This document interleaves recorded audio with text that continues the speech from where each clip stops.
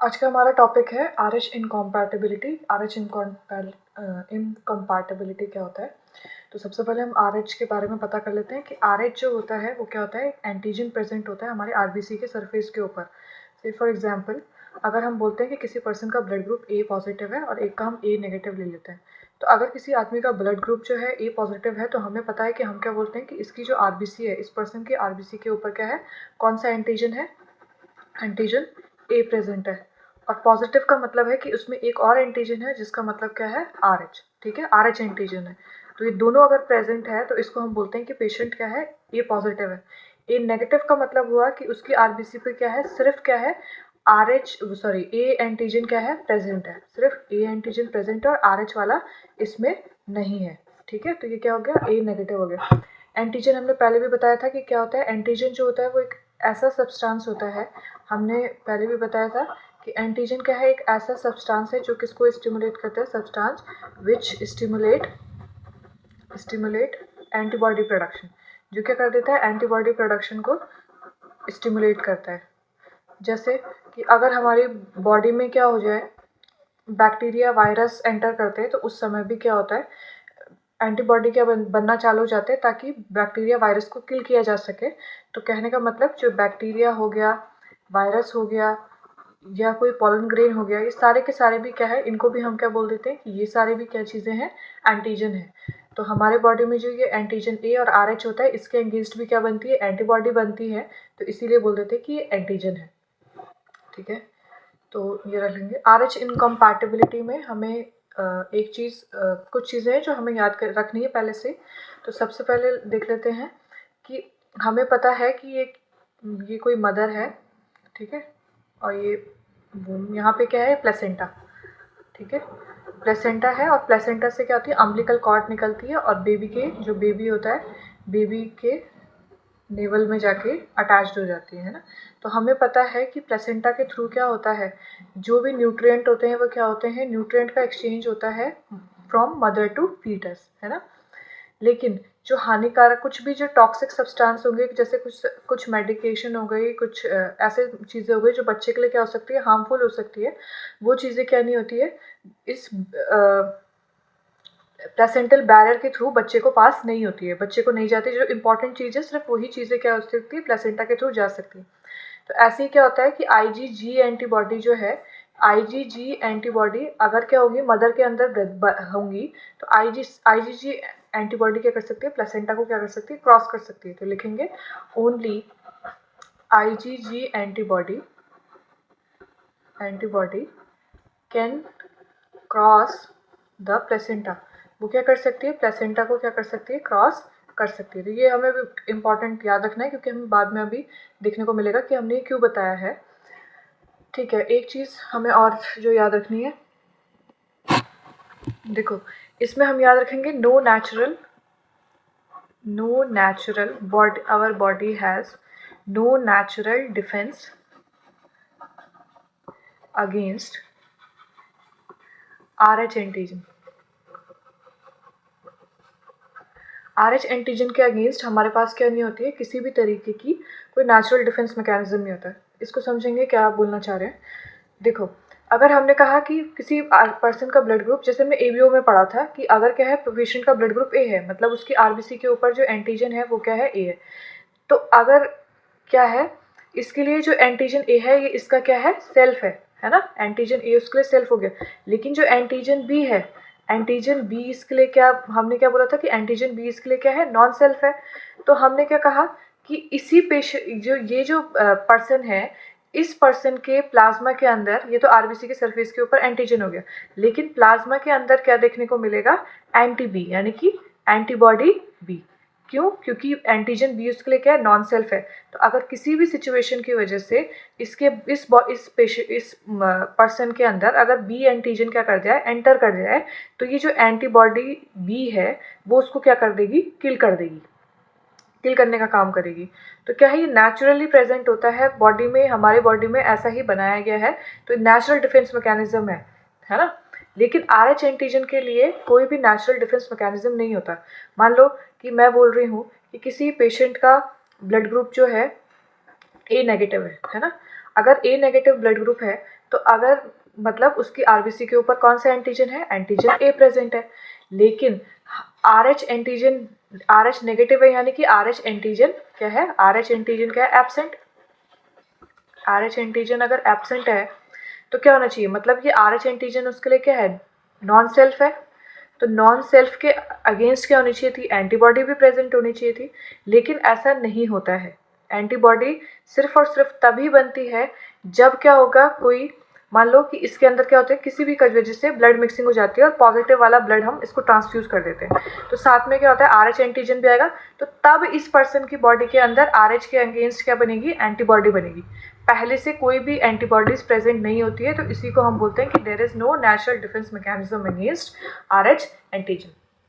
आई hope अभी ये clear हो गया होगा। अब जो हमारा एक्चुअल टॉपिक है वो देखते हैं कि RH इनकॉम्पैटिबिलिटी। ये जो 2-3 पॉइंट्स थे वो इसलिए बताए क्योंकि ये आगे जो RH इनकॉम्पैटिबिलिटी है उसको पढ़ने के लिए इम्पॉर्टेंट है, तो इसलिए बताए। अब RH इनकॉम्पैटिबिलिटी का मतलब क्या है कि अगर क्या है, मदर जो होती है वो क्या होती है, RH नेगेटिव, ठीक है, RH नेगेटिव मदर है, और जो बेबी होता है इनका वो क्या होता है, RH पॉजिटिव। कहने का मतलब ये है कि इसके जो हस्बैंड होंगे वो क्या होंगे, RH पॉजिटिव, है ना।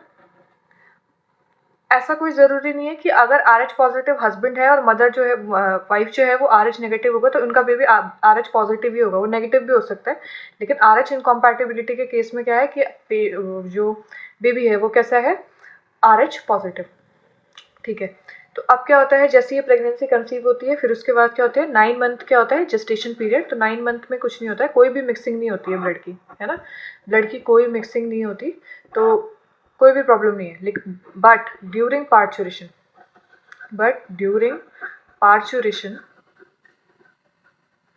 There is mixing of blood takes place. ये किसी भी वजह से हो सकता है, किसी भी कॉम्प्लिकेशन, या थोड़ा सा अम्बिलिकल कॉर्ड कट करते हैं तो थोड़ा सा ब्लड क्या हो गया, इधर उधर चला गया, तो इसके लिए बोल रहे हैं mixing of blood takes place. अब देखो इसमें क्या होता है, जब यहाँ से देखते हैं कि अगर क्या बोल रहे हैं, मदर का ब्लड, ये मदर जो है, मदर का ब्लड अगर क्या चला जाए, बेबी में चला जाए, है ना, तो मदर का ब्लड क्या लेके जाएगा, RH positive. RH positive antigen कहाँ जाएगा, इसके अंदर, और ये खुद पहले से कैसा है, सॉरी RH नेगेटिव ब्लड है ना, RH नेगेटिव यानी कि नो RH एंटीजन, किसी भी तरीके का कोई भी एंटीजन RH एंटीजन नहीं है, और ये कैसा है, RH पॉजिटिव। तो इसको कोई प्रॉब्लम नहीं होगी क्योंकि कोई RH एंटीजन गया ही नहीं, तो इसको भी क्या नहीं हो रही, कोई भी प्रॉब्लम नहीं हो रही, ठीक है। लेकिन अगर इसी सिचुएशन को हम रिवर्स कर देते हैं कि जो बेबी का ब्लड है वो मदर के अंदर चला जाए, तो बेबी का ब्लड अगर क्या है मदर के अंदर जाए, तो बेबी जो था वो कैसा था, RH पॉजिटिव ब्लड ग्रुप वाला था। RH पॉजिटिव ब्लड ग्रुप का मतलब कि ये अपने साथ क्या ले जाएगा, RH एंटीजन को कहाँ डाल देगा, मदर की बॉडी के अंदर।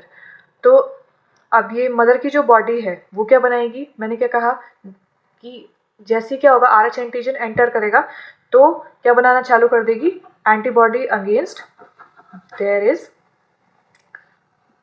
There is production of antibody against RH। तो RH के अगेंस्ट क्या बनना चालू हो जाएंगी, एंटीबॉडी बनना चालू हो जाएंगी। देखो अगर यहाँ से ब्लड मिक्स हुआ था तो कोई प्रॉब्लम नहीं आई थी, ये वाले बच्चे की क्या हो जाएगी, डिलीवरी हो जाएगी, क्योंकि इसको कोई प्रॉब्लम नहीं होगी अगर ब्लड मिक्स हो भी गया। लेकिन अगर बच्चे का ब्लड क्या हो गया, मदर के अंदर आ गया, तो क्या बन जाएंगी, एंटीबॉडी। इतना हमें याद रखना है ना, कि एंटीबॉडी बन गई। अब क्या होता है, मान लेते हैं यही जो पेरेंट थे ये क्या करते हैं, दोबारा से कंसीव करते हैं, इनकी दोबारा प्रेगनेंसी होती है, यानी कि सेकंड प्रेगनेंसी आती है, ठीक है। सेकंड प्रेगनेंसी में जब सेकंड प्रेगनेंसी आएगी तो सेकंड प्रेगनेंसी में मदर दोबारा से वही है, RH नेगेटिव, और बेबी दोबारा से क्या हो जाता है, RH पॉजिटिव हो जाता है। मतलब दोबारा से क्या हो गया, RH पॉजिटिव अगर बेबी दोबारा हो गया तो क्या हुआ। अब देखो हमने क्या कहा कि ये जो एंटीबॉडी होती है, और ये जो एंटीबॉडी होती है जो मदर के अगेंस्ट बन गई, जो मदर की बॉडी में बन गई थी RH के अगेंस्ट, वो होती है IgG टाइप ऑफ एंटीबॉडी। कैसी होती है, IgG टाइप ऑफ एंटीबॉडी। और मैंने पहले ही अभी लिखवाया था कि जो IgG टाइप ऑफ एंटीबॉडी हो सकती है वो क्या करती है, प्लेसेंटा को क्रॉस कर सकती है।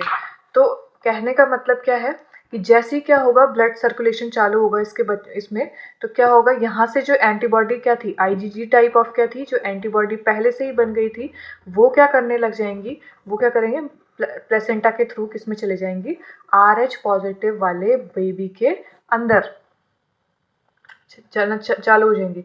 अब इसका खुद का ब्लड ग्रुप क्या था, RH पॉजिटिव, यानी कि इसमें RH एंटीजन प्रेजेंट था।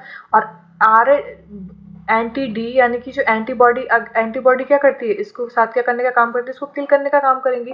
तो क्या देखने को मिलेगा, हीमोलाइसिस हमें देखने को मिलेगा। हीमोलाइसिस में क्या देखने को मिलेगा, एनीमिया और जॉन्डिस। तो जो क्या हो सकती है, बच्चे के लिए क्या हो सकती है, लाइफ थ्रेटनिंग क्या हो सकती है, ये सिचुएशन हो सकती है। तो क्योंकि उसमें RBC क्या हो रही है, डैमेज हो रही है, तो इसी कंडीशन को हम क्या बोल देते हैं, एरिथ्रोब्लास्टोसिस फेटालिस, ये हम इसे बोल देते हैं। अब इसका ट्रीटमेंट सुन लेंगे। ट्रीटमेंट में क्या होता है, हमारे पास प्रॉब्लम कहाँ पे हुई थी, हमारे पास प्रॉब्लम हुई थी कि प्रॉब्लम की जड़ कहाँ से हुई, यहाँ पे प्रॉब्लम हुई थी कि क्या हुआ था, फर्स्ट प्रेगनेंसी में जो बेबी का ब्लड है वो मिक्स हो गया था, किधर, मदर के अंदर चला गया था, और क्या बनना चालू हो गई थी, एंटीबॉडी बनना चालू हो गई थी। तो मार्केट में क्या होता है, अवेलेबल जो होता है, एंटी-D करके एक इंजेक्शन आता है ना, मतलब एंटीबॉडी एंटी-D यानी कि एंटीबॉडी अगेंस्ट डी। तो इस एंटीबॉडी को हम क्या कर देंगे, यहाँ पे क्या हुआ था, यहाँ पे से क्या चला गया था, एंटीजन चला गया था। तो विद इन 72 आवर के अंदर, यानी कि 3 दिनों के अंदर अंदर आप क्या करेंगे, मदर को क्या लगा देंगे, मदर को लगाना है, बेबी को कुछ नहीं लगाना है, क्योंकि बेबी तो डिलीवर हो गया। मदर को क्या लगा देंगे, क्योंकि मदर के बॉडी के अंदर ही क्या बने थे, एंटीबॉडी बने थे। तो मदर को क्या लगा देंगे, एंटी-D वाला इंजेक्शन, यानी कि उसको एंटीबॉडी एडमिनिस्टर कर देंगे। तो क्यों एडमिनिस्टर किया, कि जैसे एंटीजन जाएगा तो एंटीबॉडी इसको क्या कर देंगी, किल कर देंगी। तो बॉडी को क्या नहीं मिलेगा, टाइम नहीं मिलेगा एंटीजन के अगेंस्ट, क्योंकि एंटीजन तो हमने किल करवा दिया, तो एंटीजन के अगेंस्ट एंटीबॉडी बनाने का। तो ट्रीटमेंट में हम लिख लेंगे, ट्रीटमेंट में होता है, इसका मतलब इंजेक्शन होता है एंटी-RH और एंटी-D। ये क्या होते हैं, एंटीबॉडी, क्या होते हैं, एंटीबॉडी अगेंस्ट एंटीजन RH। जैसे ही क्या होगा, मदर की बॉडी के अंदर क्या आएगा, एंटीजन क्या करेगा, एंटर करेगा, तो उस एंटीजन से क्या करेगी, एंटीबॉडीज को क्या कर देंगी, किल कर देंगी, और मदर की बॉडी को क्या नहीं मिलेगा, टाइम नहीं मिलेगा इसको बनाने का, एंटीबॉडी प्रोडक्शन करने का। तो लगाना कितने में, within 72 hour after, within 72 hour in first pregnancy. और लगाना किसको है, मदर को लगाना है। और हमेशा कैसे लगता है, IM लगता है, यानी कि इंट्रामस्कुलर इंजेक्शन लगता है। मार्केट में जो ब्रांड नेम अवेलेबल होता है वो रोगाम करके क्या होता है, अवेलेबल होता है, और 3 दिनों में अंदर लगाना है। तो यही था हमारा क्या, RH इनकॉम्पैटिबिलिटी। Thanks for watching.